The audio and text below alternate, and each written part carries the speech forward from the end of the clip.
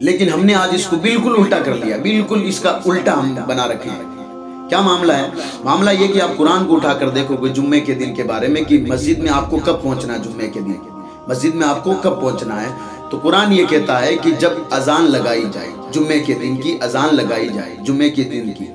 جمعے کی نماز کے لیے جو اذان لگائی جائے، یہ پہلی اذان کی میں بات کر رہا ہوں۔ جب اذان لگائی جائے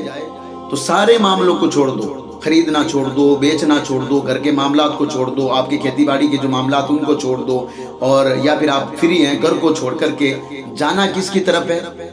قرآن کہتا ہے اللہ کے ذکر کی طرف جانا ہے۔ ظاہر سی بات ہے، پر جب آپ مسجد میں جاؤ گے جمعہ پڑھنے کے لیے، نماز آپ پڑھ رہے ہو یہ بھی اللہ کا ذکر ہے، آپ تسبیح کر رہے ہو یہ بھی اللہ کا ذکر ہے، آپ درود پاک پڑھ رہے ہو یہ بھی اللہ کا ذکر ہے۔ تو اللہ تو فرماتا ہے کہ جیسے ہی اذان ہو تو جانا کب ہے؟ اذان ہوتے ہی مسجد کی طرف دوڑ کر جانا۔ وہ بھی دوڑنے کا مطلب یہ ہے کہ پھرتی کرنی ہے، ہمیں یہاں پر یہ بتایا گیا، لیکن ہم نے بالکل اس کا الٹا کر رکھا ہے، ہم نے بالکل اس کا الٹا کر کے رکھا۔ آپ دیکھیں نوجوانوں کو، آج کے نوجوانوں کو، بلکہ نوجوان کیا، میں تو بوڑھے بوڑھے لوگوں کو میں نے دیکھا ہے کہ وہ لوگ مسجد میں اس وقت پہنچتے ہیں کہ جب مولانا صاحب یا پھر امام صاحب یا قاضی صاحب کہہ لیں یا مفتی صاحب کہہ لیں، جب وہ منبر پر خطبہ پڑھنے بیٹھیں گے تب لوگوں کی ایک بھیڑ امڑتی ہوئی مسجد میں آئے گی۔ وہ لوگ اس بات کا انتظار کر رہے ہوتے ہیں کہ امام صاحب کے خطبہ پڑھنے کا وقت کب کا ہے، حالانکہ ان کو پتہ نہیں ہے کہ جو بندہ سب سے پہلے مسجد میں آیا اس کا مرتبہ کیا ہے، ان کو یہ پتہ نہیں ہے۔ میں آج آپ کے سامنے رکھ رہا ہوں، تفسیر روح البیان میں یہ جو ہے مطلب نبی کریم صلی اللہ علیہ وسلم کی حدیث موجود ہے۔ تفسیر روح البیان جو ہے مطلب معتبر جو ہے قرآن مقدس کی جو ہے یہ تفسیر ہے۔ تفسیر روح البیان میں موجود ہے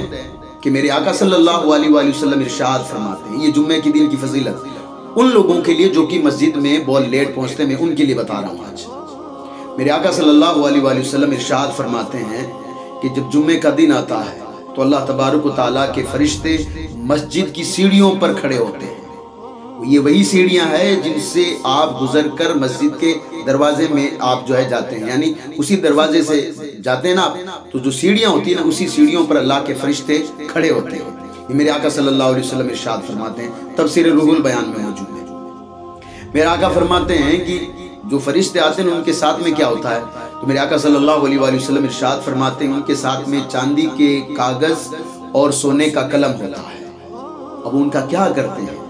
تو سنیے، وہ لوگ جو کہ مسجد میں لیٹ پہنچتے ہیں یا خطبے کے وقت پہنچتے ہیں یا مسجد تو آ جاتے ہیں لیکن باہر بیٹھ کر کے ٹائم پاس کرتے ہیں اور انتظار کرتے ہیں کہ خطبہ کب ہوگا، یہ ان کے لیے ہے۔ تو میرے آقا فرماتے ہیں کہ جب ان کو وہ چاندی کے کاغذات دیے جاتے ہیں، سونے کا قلم دیا جاتا ہے، کس لیے؟ میرے آقا فرماتے ہیں کہ وہ لکھتے ہیں کہ پہلے کون آیا، اس کے بعد میں کون آیا، پھر اس کے بعد میں کون آیا۔ جو پہلے آیا اس کا مرتبہ بہت بڑا ہے، اور جو بعد میں آیا پھر جیسے جیسے لوگ آتے جائیں گے ان کے مرتبے گھٹا دیے جائیں گے۔ جو آخر میں آیا، جو آخر میں آتا، میں یہ نہیں کہتا جو آخر میں آیا اس کی نماز جمعہ نہیں ہونی، یا پھر جو ہے مطلب اس کو فضیلت نہیں ہے، یا پھر اس کا جو ہے کوئی مرتبہ نہیں ہے، لیکن جو سب سے پہلے آیا اس کا مرتبہ بہت بلند ہے۔ تو کوشش کیجئے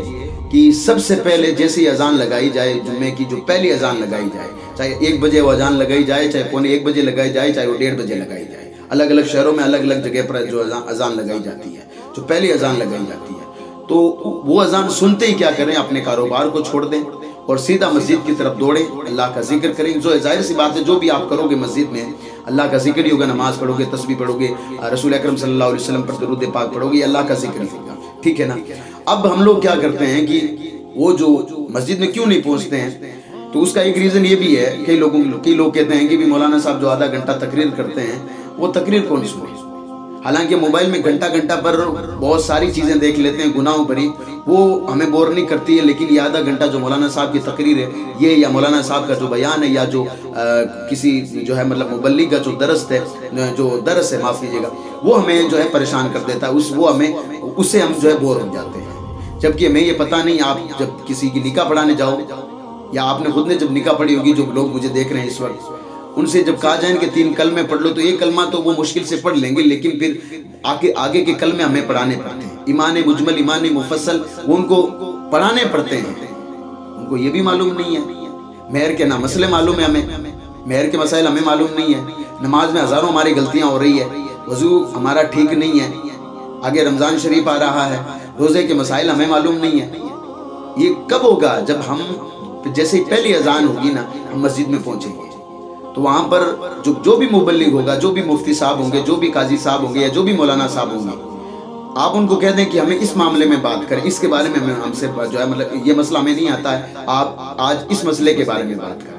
نماز جنازہ کے تعلق سے آج بات کریں، آج جو ہے رمضان آ رہا تو اس روزے کے تعلق سے بات کریں، شعبان کا مہینہ چل رہا ہے اس کی فضیلت کے بارے میں بات کریں، تو انشاءاللہ تبارک تعالیٰ آپ کی جو اسلامک نالج ہے وہ بھی بڑھے گی، اور آپ کتنی غلطیاں کر رہے ہیں آپ کو خود کو پتہ چلے گا کہ میں نماز میں غلطی کر رہا تھا، لیکن کیونکہ ہم نے اس کا بالکل الٹا کر دیا ہے،